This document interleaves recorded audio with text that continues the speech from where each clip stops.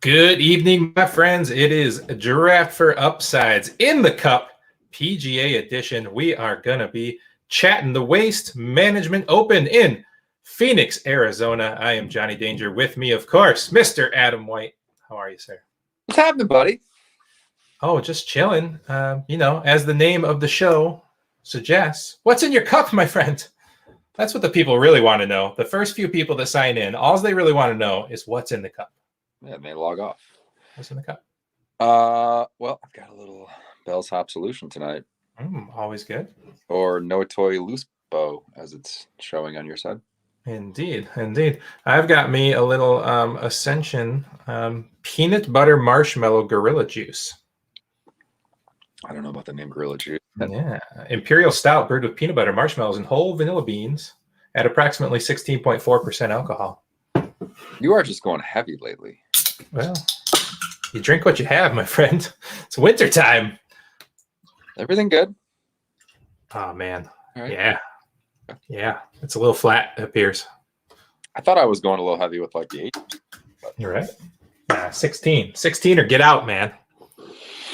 All right. More bang for your ounce, I guess. Ooh. Mama, that's good. Not going to lie. That's delicious. So I see we have some interesting shirt wear on this evening. We do. Well, you do. I saw on your Facebook page last week, you like horribly kindergarten paint drew a Niners. Okay. First of all, that's brilliant MS Paint work. It's hilarious. It's really good. And if you look right now, my man Deshaun Watson is now gracing my profile. For a hot minute, man, like I'm not a Jimmy G hater. I don't think that he's great. He's a mediocre quarterback. His contract's up in 2 years. I got no problem trying to take a ride at a legit starter for the 49ers. I was pretty excited about Stafford because I think Stafford's really only got probably 2 more years, maybe 3, because he just hasn't been able to stay healthy. But maybe behind a good offensive line, he could last a few more years than that. But I think Stafford's legit elite quarterback.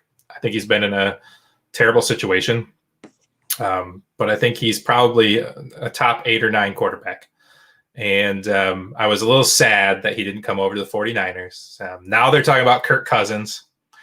To me, it's kind of a lateral move. I mean, I think Kurt's better than Jimmy Grapes, but he's still only under contract for 2 more years. And his contract goes from $21 million next year to $35 million the year after that.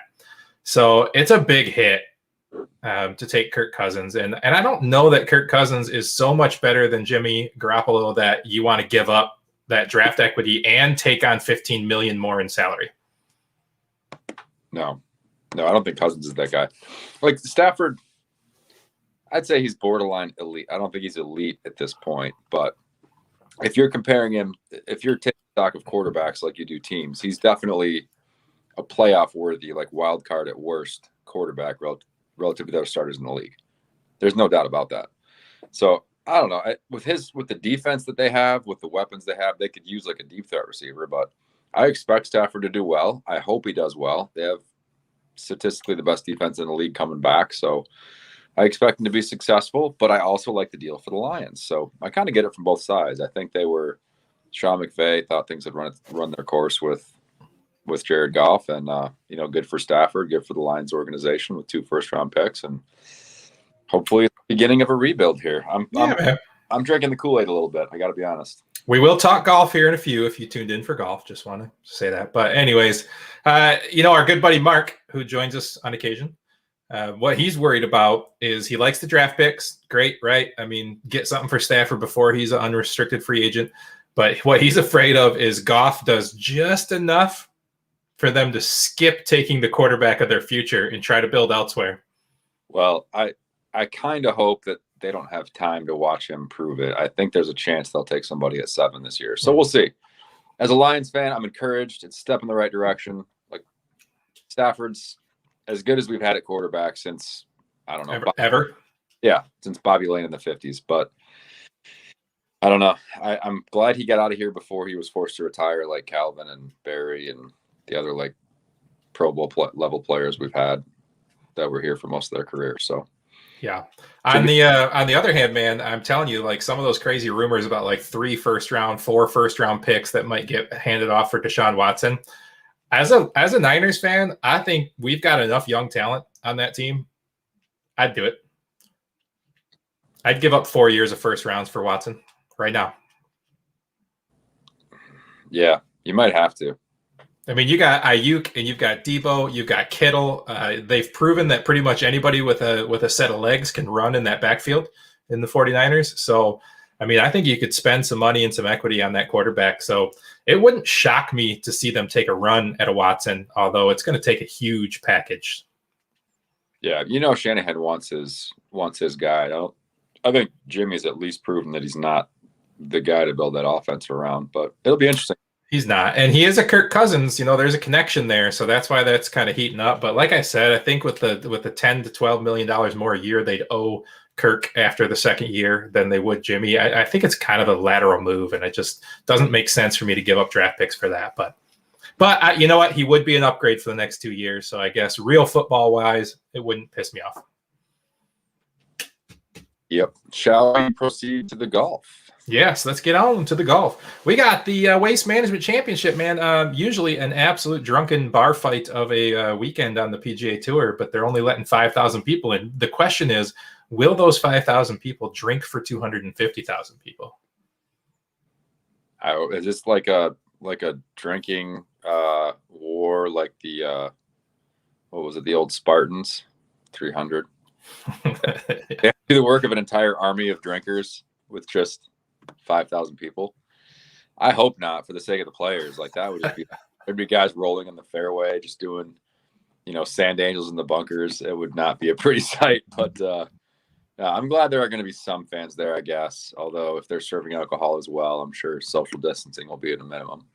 All right, so talk to us about this Waste Management Open. We're in Phoenix, Arizona. It's a little bit of a different situation than Hawaii and California. They're not on the coast.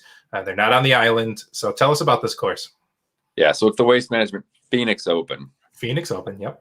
It's been very cleverly renamed the Wasted Management Phoenix Open, which is fitting. Typically, I'm sure the guys that are there will be wasted, but it's a desert style course, so you're going to be seeing the ball carry a little further than it does at most places, and you'll be getting plenty of rollout. I was looking very closely at the stat categories that have been successful the last few years, and really it's strokes gained tee to green, strokes gained approach, and always in a week that somebody wins or does well with DraftKings, it's always birdies or better or opportunities gained. So, all right. Well, hey, while we're talking about that, we talk a lot about our models when me and Mark are on here, and we talk about the people who are spitting out our models. Should we run people through what we mean? Yeah, let's do that. So, just to finish on the course, it's not going to have the famous 16th hole with lots of drunken fans, but there are some scoreable par 5s. There's a drivable par 4 on 17, which makes for an interesting finish. Webb Simpson won it last year.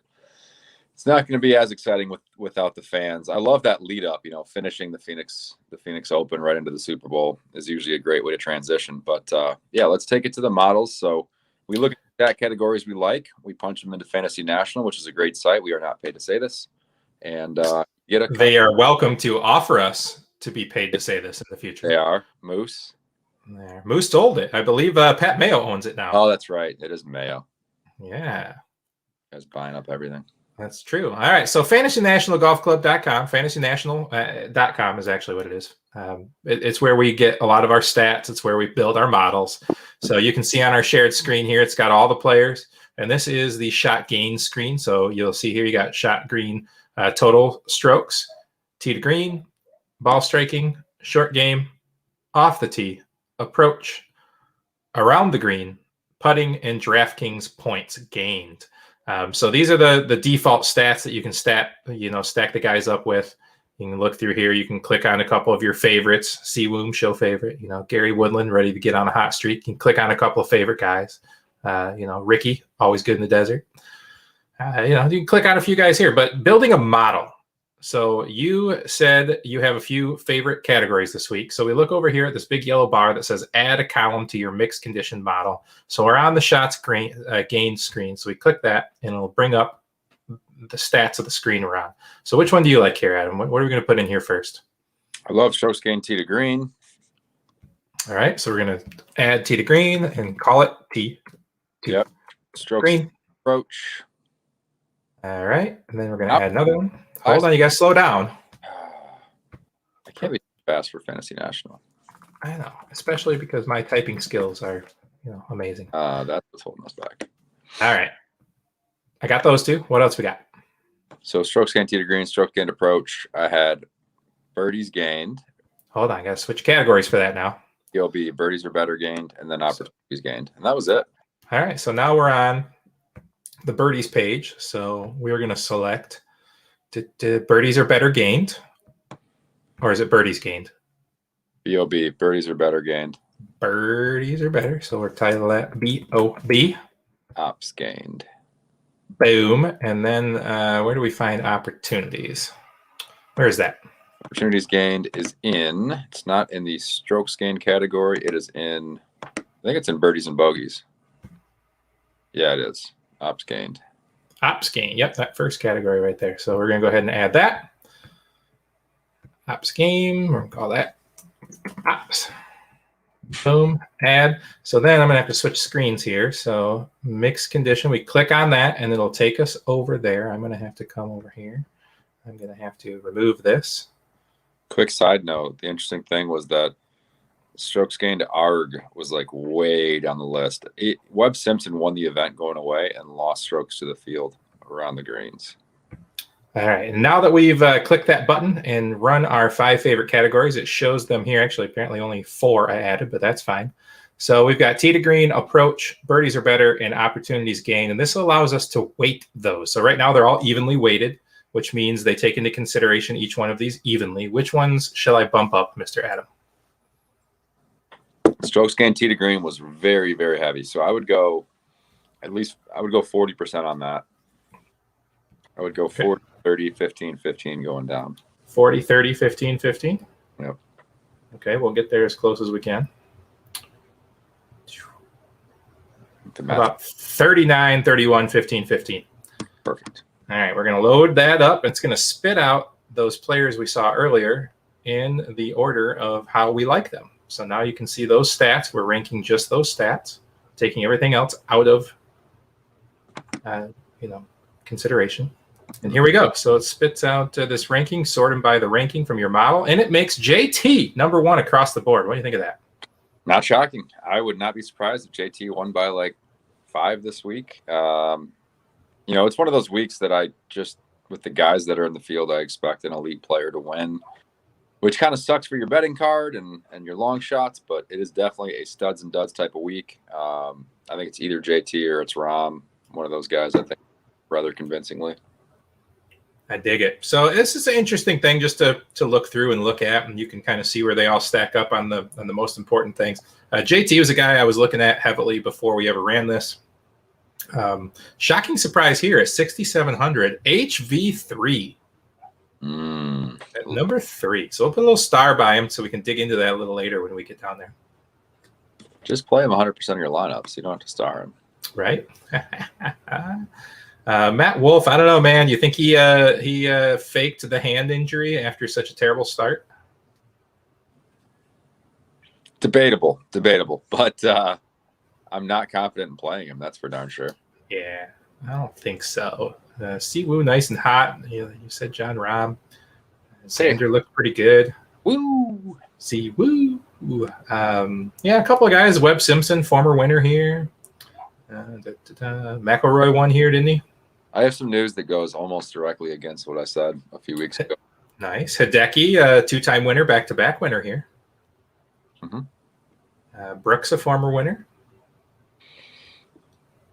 I don't know if I'm ready for Brooks yet. No, you shouldn't be. He's got a pretty long streak of miscuts going. You know who I like in that pairing? I think it's JT. Who's paired with JT? JT and Rahm? Or is it Rory and Rahm? I think it's JT and Rahm, and the third person in that pairing, I do believe, is Harris English. So any stock at all in taking a guy like a Harris English who's going to be in one of those top pairings who might get a leg up on his competition because he's trying to keep up with the two top dogs?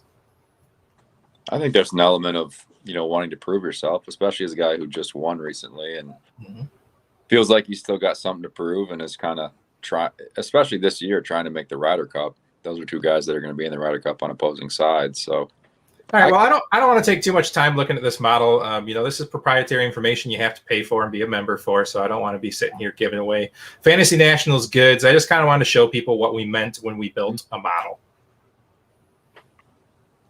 There are many different types of models you could build, but that is correct. And I don't want to get sued by Pat Mayo. So, that's just we just move along. Yeah, I'm actually liking Ryan Palmer this week. No. Even never tell me that. He's motivated. He's playing fantastic. He's played well here before, I think. Let me go back and look at that. But long story short, man, he's really grinding for that. I take that back. I'm still on him, but he has not played well here before. But I still like that he's very motivated to make the Ryder Cup this year. It's a pretty good field. It's very top heavy though. So I think he's a play worth looking at. Potentially could be low ownership because of his price and his course history here. So there's some guys up top, like the elites. Obviously, they are who they are. Webb Simpson won last year. He's got great course history here. Hard to argue with him. Decky's won here twice, top 15, 16 in the last couple of years. So there's some guys you can make arguments for, but I think it's important you pick a few players up top, and then the guys you like down below, you got to kind of be. You can spread them out a little bit more, but be confident with who you like up top and take like three guys on this top range. All right, I dig it. So let's look at this top range. I am sharing the DraftKings lineup builder here. So John Rahm at the top at 11-2 doesn't really scare me off. I'm a little shocked Xander's more expensive than JT this week, but I guess Xander had a pretty good week last week. I'm with you. Yeah, him being above JT, like I wouldn't have been surprised if Xander was fifth. Like the other four guys in the 10K range, you can make an argument should be ahead of Xander. He's got good course history here. He did have a good finish last week at Torrey after not playing well there historically. So I don't know. Maybe it's one of those things that doesn't look right, and therefore he's going to be very low owned. But I can't jump on it. I can't justify playing him over JT, Rory, and Webb. Yeah, I kind of like basically everything here, and not like we're saying we don't like Xander. Xander's definitely in contention here. It's just looking at this top five players here. He's the last guy I'm going to click on out of these top, probably, I don't know, maybe even everyone who's showing on my screen here, the top 10. I don't think Xander is going to crack that for me. I would probably click him over Berger. Probably click him over Harris, but yeah, I hear you. How about I don't know, man, but I mean he's $2,000 more expensive than Harris. I like the way Harris sets up for this course. Do you? Mm-hmm. He's had some decent finishes here. Third back in 2016. His ball striking numbers are great. He's got to look good in the model. Yeah, he does look good in the model, and I'm telling you, I just kind of like that narrative that he's going to be paired up with Rahm Thomas and as the third. Kind of like that. I could get on that for sure. He's coming off a win a couple starts ago, so the dust has kind of settled on that. He's had a chance to kind of digest it all, and yeah, you're talking me into Harris here. This is usually dangerous territory. Usually when I talk you into somebody, it's not good for you, sir. And when I talk you out of somebody, it's never good. So we're just a terrible pair. Where's Mark? Mark. Yeah, we need Mark. Where'd you go, Mark? He's got a mediator to help us out here. How about Will Z at 9K, huh? All right, well, let's move along here. Like I said, Thomas is probably my lock in my first lineup. I like Harris English a lot as a pivot off those top guys. Looking down here, Will Z, man, yeah, he really played a hell of a match last week. I played like, I don't know, 21 different individual bets, and I didn't hit any of them. So I don't know if you should listen to me this week at all. Look, that's the way golf betting goes, Danger. The way it goes. I know. 3 or 4 straight weeks of complete whiffs, and then you hit one guy at like 80-1, and you're back in the black. Like it's just the way golf betting goes. You can't look at it like football betting or basketball, hockey, whatever. It's you gotta take it week by week and refresh. I think we're going to see a lot of ownership on Zalatoris. That's what I think. At 9K, he's fun. He's like the new DFS darling. He had a great hot streak last fall. He's playing well now. Just so you know, we use Fantasy National for ownership projections as well, typically speaking. And I'm going to look over there right now. How about Louis? At 8,900, just below Zalatoris? Will is the 7th highest projected player at 16%. 15.8. Not terribly shocking. Who did you ask me about? You know, I said, how about Louis sitting right there below Will Z? Still scrolling. For Louis? Still scrolling. 4.4%. Good. Let's go. Good pivot. At 89. I kind of like it. Yeah, I like it. So Scotty Scheffler's a guy that's intriguing because he's a birdie maker, man. When he's on, Scotty is not afraid to go out and make like 10 birdies in a round at a course like this. He missed the cut last year and has won appearance here. He's at 9,100, just above Will, who's also going to be the darling. Like, I think I might just load up on Louis and Scheffler as those pivot plays. Hey, Adam. Oh. Can you see this?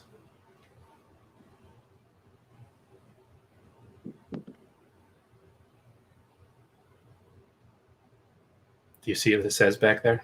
I know you're looking on your phone. Yeah, it's tough. It's small. It says Scotty wins. Scotty wins. Scotty Scheffler. Scotty wins. Does that change your mind? Did your kid write that? No, I wrote that. Does that change your mind? Looks like Sculty we use. Yeah. Scotty wins. Scotty's missing the cut. Right? But no, I like Scotty. I like Scotty. Give me it's not good when I predict the winner. You know that, right? Hopefully he finishes second. Fair. You have the betting odds up by chance? I can get them up momentarily. So I am quite excited about this betting card because there are some guys down below, not just for outright wins, but top 20s, top 30s. All right. Well, let's keep talking about this range here. So you said you kind of like Palmer. We're both on the Scheffler bandwagon. Yeah. I don't know about Zalatoris at 16%. I don't know if I can do that. But Louis at 4%, I mean, this is just a guy, like we talk about every time we talk about him. Does he truly have win equity? Not really, but top 5 equity, top 10, definitely making the cut. So I have no problem loading Louis into a lineup, especially a cash lineup. Louis has win equity, damn it. I mean, you keep saying that, but gold class player, that Louis. I've been friends for 3 years, been doing golf shows for 2 years, and I don't know that he's ever won in time. Finished second in like multiple majors. Yeah. That counts as better than a win. Sure. We're both off Matt Wolff. I'm not sure if that hand injury was just some bullshit because he was like +6 after the first day. Ricky Fowler, this is his tournament kind of thing, right? I mean, is he going to be over-owned? Probably, I mean, yeah, compared to what he should be, for sure. Not bad, 12%. Man, he's not back yet. He's working through some swing changes. He'll get there probably like midsummer, but not right now. Bubba again. You were so confident in Bubba last week that I placed a win, a 5, a 10, and a 20 on him. Probably. And I got blanked on all that. Yeah, and you probably spent like $12 on it. I'm not that. I don't feel that bad. I don't even know if it was $12. I've been spurned, and I'm going back to my lover who. Well, I don't know why I just called him my lover, but he's not going to burn us again. Danger. Bubba has win equity for sure. I'm gonna place a wager on him. I got to go back and look at his odds. I didn't have him in my betting card today, but I'm gonna do it. Let's do it. How about Mr. Woodland? We kind of have been talking about him all year, and he finished 16th and 48th. He's making cuts. He is. It's just I just don't. I'm not ready yet. I'm not ready to go there at this price just yet. He was in the 7Ks last week, so I was good with it. And he just didn't impress me that much, so I'm kind of rethinking that. If Mark was on the show, he'd want us to talk about Russell Henley and Siwoo Kim. I don't know about Henley, but I'm all aboard that Siwoo train, man. Yeah, riding the train. He's just hot, man. He's just perpetually under-owned, and he's playing hot right now. He missed the cut last week. I know, but like, so I agree. But how often does that happen when somebody wins and has a great weekend and then comes out the very next week and just is flat? It happens all the time.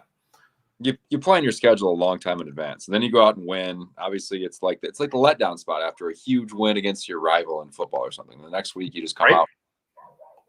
Yeah, I could jump on it. It's a good course for him too.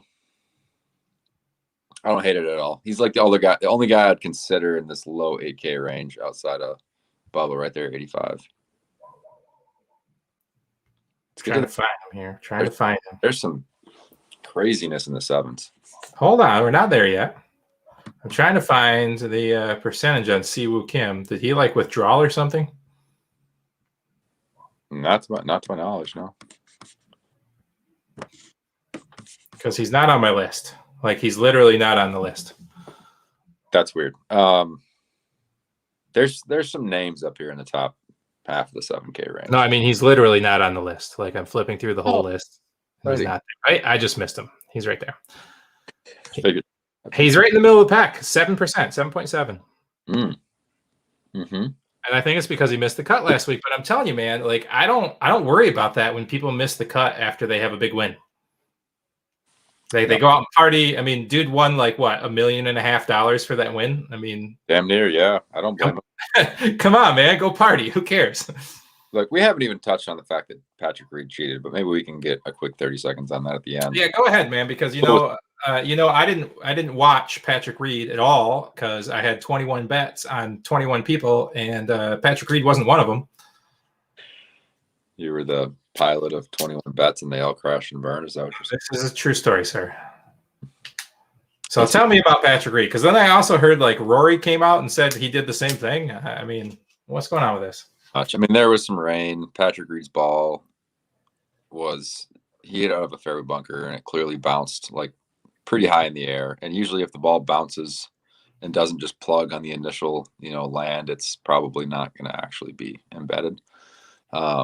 So he basically broke some rules with what he did. He said it was embedded and it wasn't. Yeah, there's some gray areas there. He didn't, when he picked the ball up, he didn't hold it with 2 fingers and not risk wiping the mud off. He held it in his palm.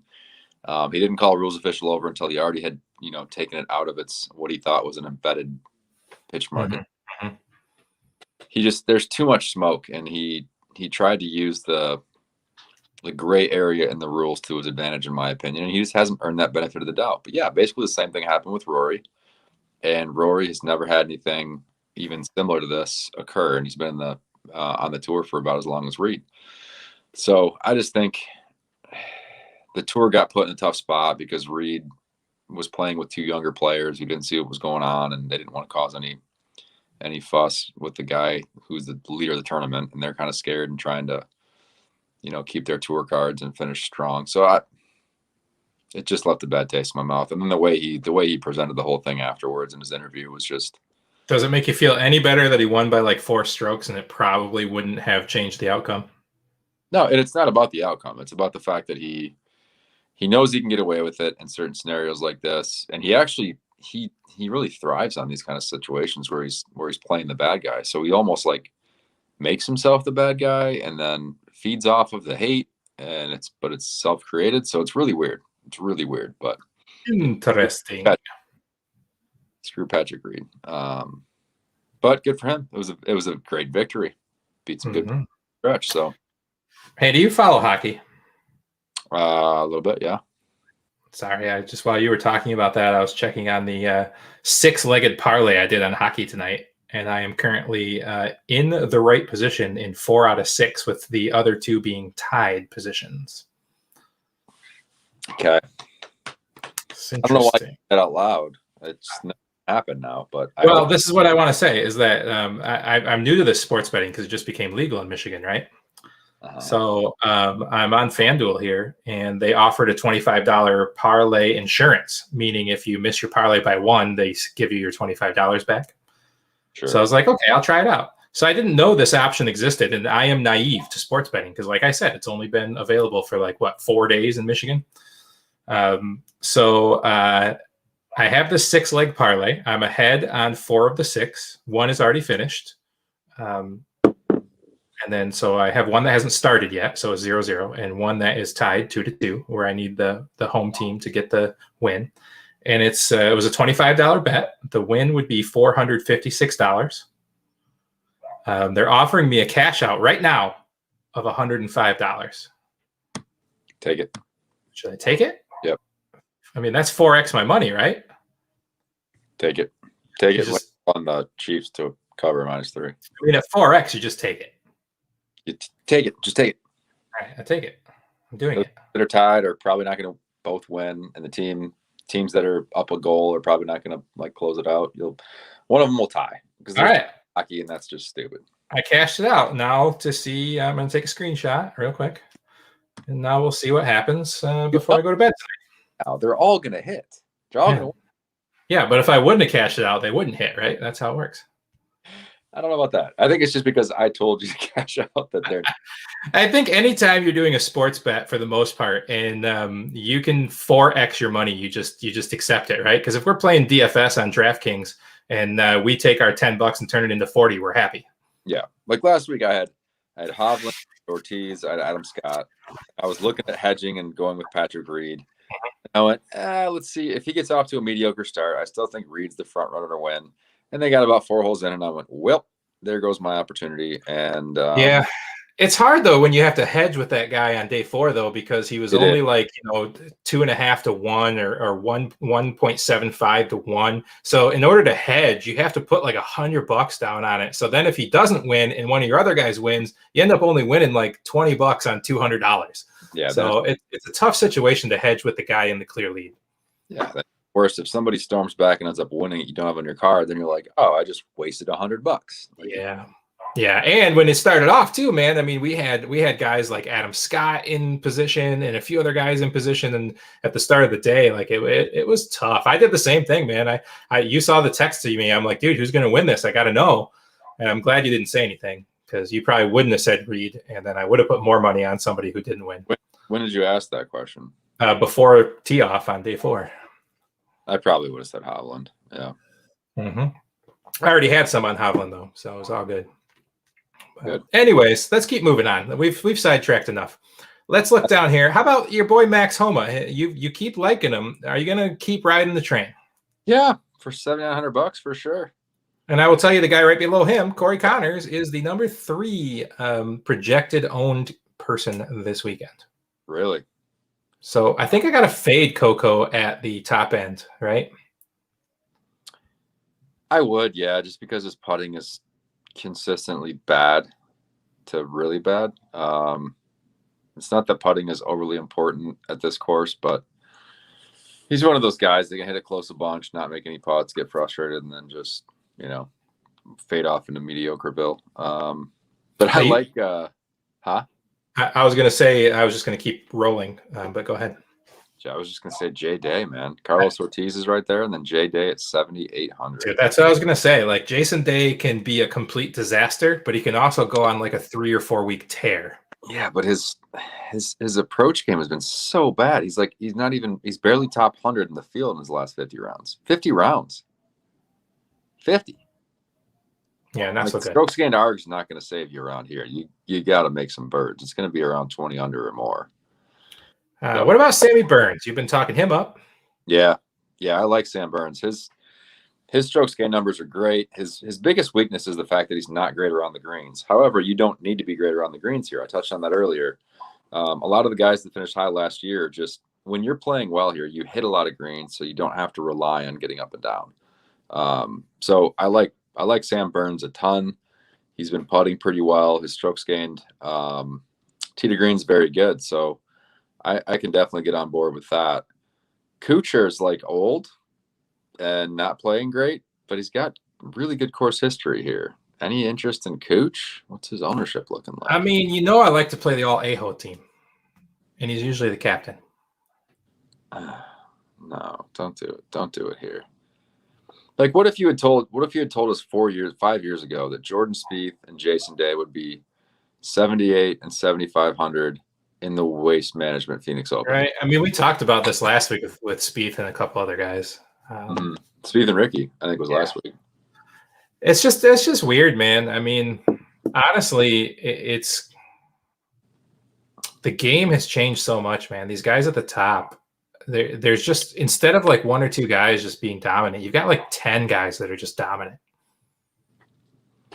You're not wrong. I mean, I think there are more high-level players that could go out there and just blitz a field in any given week than there have been in a long time. I mean, back in the day, you play DFS, DraftKings, or FanDuel. You just, you slap Tiger in there or whoever was the number one in the world, and you just built around it, and you didn't care if it was 90% owned because that guy was probably going to win. And it's just not like that anymore. There's just too many good names out here. So I'm just kind of scrolling through here, man. This is an interesting spot here. I always like to see when Henrik Norlander heats up because he's a guy who misses a lot of cuts, but then goes. He's streaky. It's right. So I like to be on Norlander early, and what I like about it is because he misses so many cuts, he's super under-owned, he's super cheap, but a guy that can finish top 10.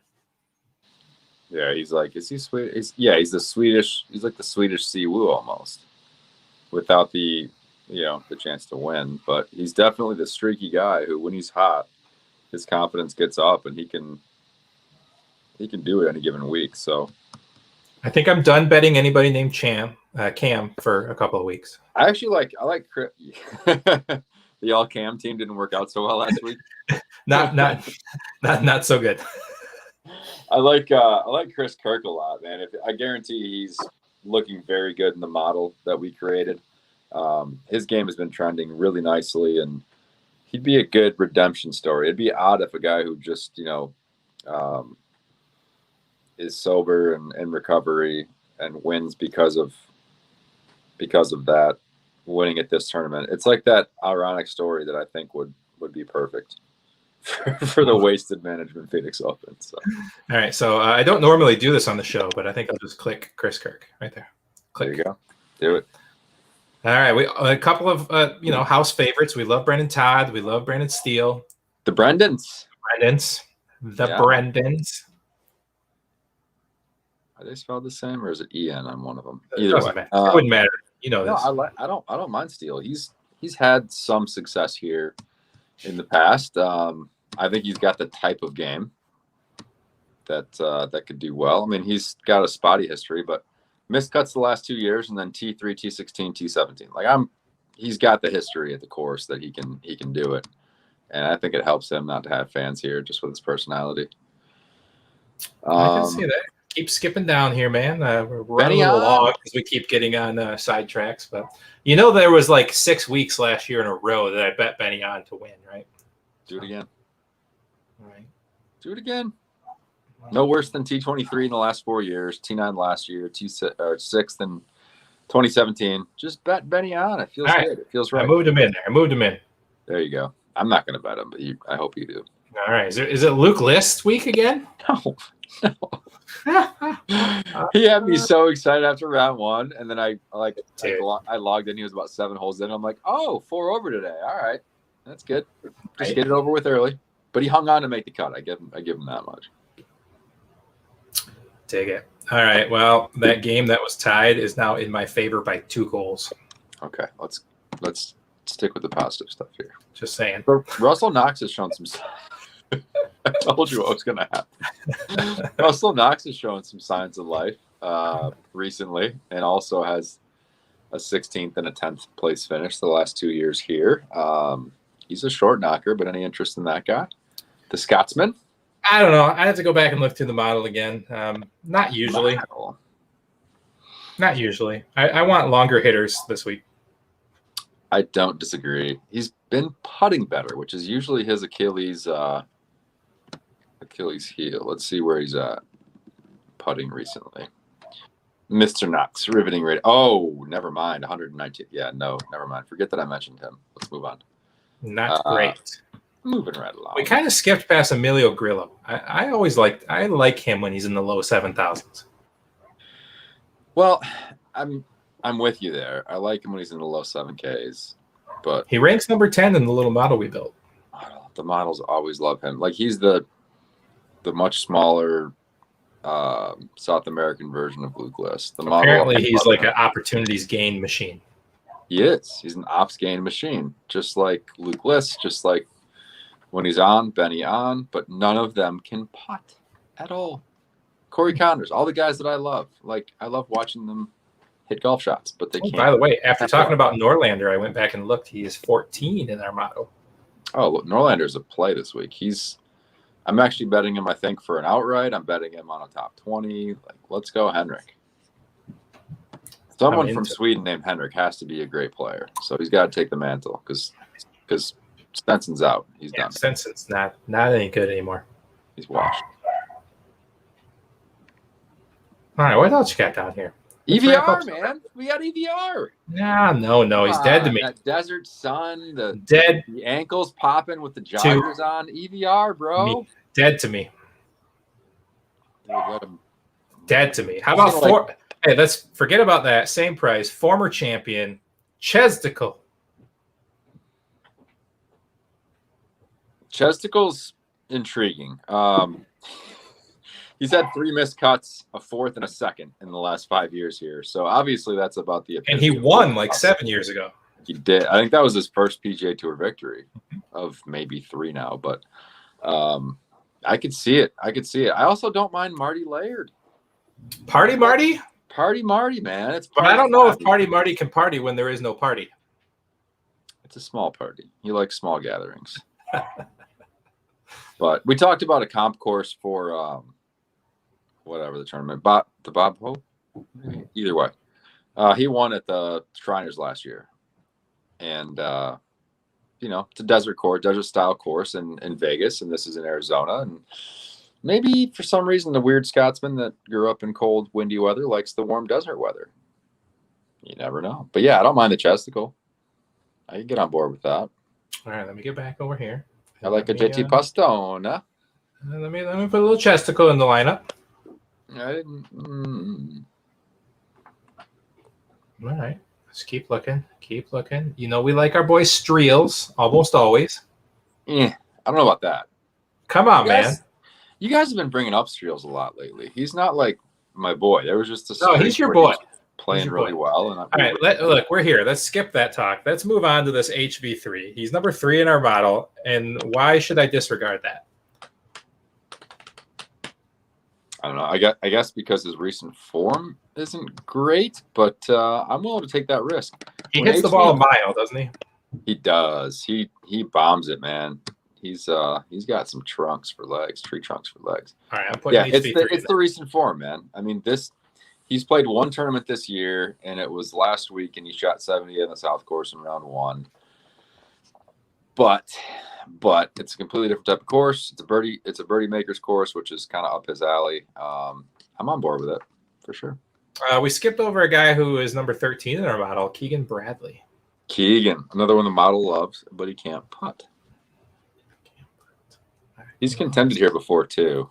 It's been a while, but he's contended here. I don't like it. Moving on. No, Jimmy Hahn. No Jimmy Hahn for me. I got my magic with him already. I'm done. Is he dead to you? No, he's not dead to me. I already cashed in on his magic a couple weeks ago, so we're good. Did he hurt you?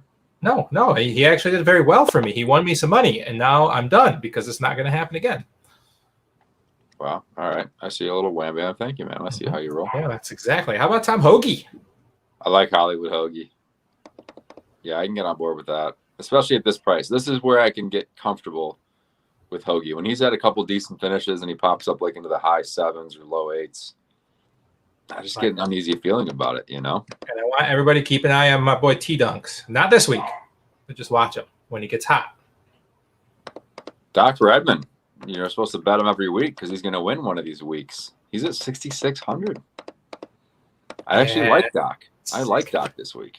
Okay, we're gonna look at the odds here in a minute or two. Doc's bouncing back. Oh, he's like 150. I do want to remind everybody here at Draft for Upside that we just kind of go down the list and talk about everybody. Yeah, so you're just gonna have to keep an eye on our Facebook page. We'll drop a couple of quick likes, the people we like. Adam sent me his betting card. I'm sure he'll update that a little bit before the kickoff. We'll share all that information on Draft for Upside's Facebook page. DRAUGHT, as in draft beer. Draft for Upside. Check us out on Facebook. There's no rush quite like, not that I've ever gambled before it became legal in Michigan, but never. No, we never did that. I can imagine there's no rush quite like having somebody in the mix to win the Phoenix Open, and then, you know, just parlaying that and taking the winnings and letting it ride on the Super Bowl winner that you think is going to win you some money. It's great. We're not going to get the payout before the Super Bowl, though, are we? Probably not, but Super Bowl is 6:30. Yeah, but you can still know the winnings are coming and just load your account. I mean, it'll be close. It'll be over at like 4:35. You probably won't get the money before the Super Bowl starts. Pretty close, though. Definitely not in time to bet on the national anthem. It'll be close, though. The time of the national anthem or the coin. All right, I don't really like anybody else down here. I mean, every now and then I like Zhang when I need a deep salary relief. He can hang in a cut line. You liked Potter Jr. a couple weeks back. Not a big fan. I don't mind Neesmith, though. Yeah, Neesmith's jump fine. on Neesmith at 65. I got nothing else down here. Really. Sam Ryder played well last week. He's usually a streaky player. Like when it clicks, it stays around for a while. When it's bad, it's really bad. But when it clicks, it stays around for a while. So I could jump on that. Troy Merritt tends to be good for the occasional pop up, like contend when you forgot he existed type of thing. Can you see my screen here? How about this guy? Jerry Kelly. What? How about Jerry Kelly to make a cut? Why is he 6,000 bare minimum, ultimate stars and scrubs, Jerry Kelly to make the cut?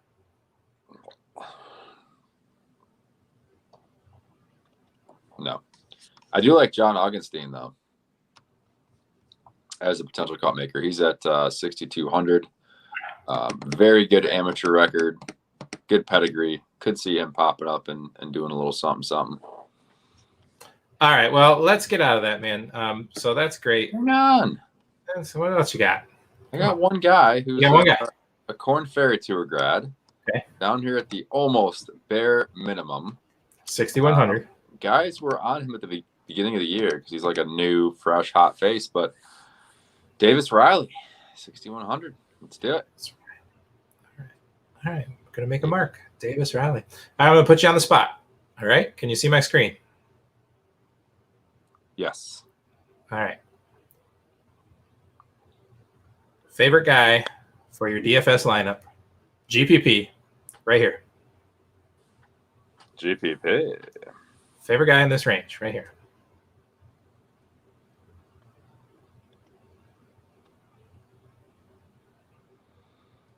Ryan Palmer. Oh. Harris English. All right, moving on. Oh. Favorite guy in this line right here.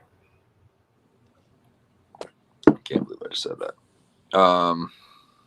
GPP though. I mean, yeah. I mean, obviously you're going to take some of these guys in the top end. Like, here's some pivots. You like it? I like the pivot off of Will Z going to Louis Oosthuizen. Scotty, of course, he's going to win. I told you that already. I left Scotty for you. I was looking at him. Moving on. How about we'll sneak Siwu up in here. What about this group?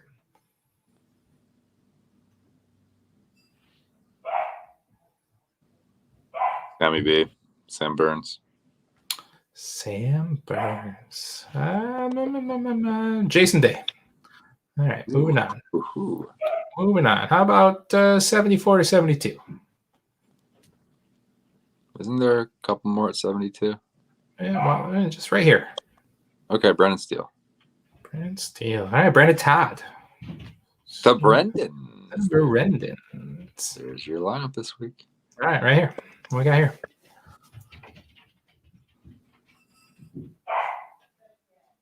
Wyndham Clark, who we didn't actually talk about yet. Wyndham Clark. I'm with you. Oh, a Greasies. All right. No. All right. How about this group?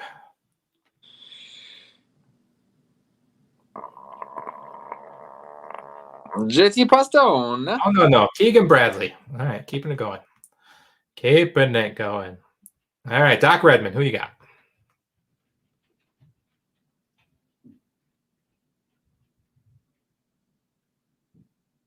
Yuck. It's kind of gross down here. Let's go Richie Werenski. All right. Keeping it going. Keeping it going. It's just fun. Wish you did this more often. I know. It's kind of entertaining. I'm going Mr. Mitchell. Killer Keith. I'll go with my boy, my fellow Grayson clothier's wearer, Sam Ryder. I like it. All right. All right. The Wolf. All right. I'm going to go with don't play anybody in this group. I mean, Will Gordon played really well last week for a few rounds. Brian Stewart up top, dude. Brian Stewart's making the cut and finishing top 40. Stewie making the cut. All right. And then, yeah, that's enough. We talked about those guys. All right. That was entertaining. Was it? All right. All right, guys. Well, keep an eye out on Draft for Upside's Facebook page. I will be posting Adam's betting card. We'll post that. You want to do a couple of very long shots just for kicks? Yeah, let's talk about the deep long shots. Quick note. If you want to wager very, very small amounts of money and have a chance to win very, very large amounts of money, do a double bet, Euro to PGA Tour. That's always fun. Ooh, a parlay? Oh, yeah. Like parlay two guys that are in the 40 to 80 range together, like just mix and match a bunch of those for like $5. Whew, you can have fun dreaming about what you're going to buy with the winnings, that's for sure. I like it. Sure. I like it. You want to do a quick long shot? Yeah, go ahead, man. What you got? Well, we damn it. I don't have the live odds up, but there were a few guys I liked earlier that I sent y'all in the midday email. So yeah, let's scratch. Go ahead and look at that. I'll pull up the odds. What you got?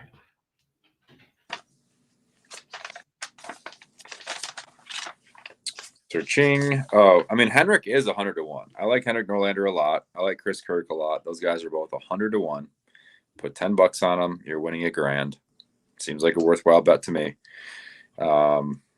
Carlos Ortiz at 90 to 1 was in contention. He actually was tied for the lead going into the final round last week, and for some reason it's still 90 to 1. I did have a bet on him last week, so kind of hurts to see him fade on Sunday. And then Let's see, Chris Kirk's still 100 to 1. Yep. Yeah. Who did you say? He hasn't gone down. The other thing I love is first round leader bets. Just find guys that can get hot for one freaking round. Will Z is 50 to 1. Scotty Scheffler, your boy, is Will Z's now 40 to 1. So now he's been bet down. People are loving him. Henrik Norlander is 80 to 1. Chris Kirk's 90 to 1. Matt Neesmith and Aaron Wise are 125 to 1. You just want guys who can do it for one round. Just like beat everybody else out there for 18 holes. Norlander has moved up to 100 to 1. Cool. Jump on it. Is this DK Sportsbook? Yeah. Mm-hmm. Yeah. Top bets. I like JT Poston at 50 to 1. He's showing some good trends here the last couple of weeks. Brendan Steele 27 to 1. Roy Sabatini 30 to 1. There's some value there. And then I told you the guy that I'm young, new on tour, but could pop up is John Augenstein. He's I think I just saw 60 to 1 for a top 30 bet. So yeah, there's some value there for you. Yeah, I really like kind of digging into those top 30 and top 40 long shots. Look overseas. Look at some of the Euro Tour. There's some good players over there this week. You can up if you. I tell you what, man, I'm digging Scotty Scheffler at 45 to 1. I mean, I think he's going to win. That's a nice odd for a guy I literally think is going to win. Yeah, if you're that confident, I mean, go for it. He struggled last week, but again, he does very well on the course you got to make a bunch of birdies on, so he can do it. I mean, he's 8 to 1 top 10. No, I'm sorry, 4 to 1 top 10, 8 to 1 top 5.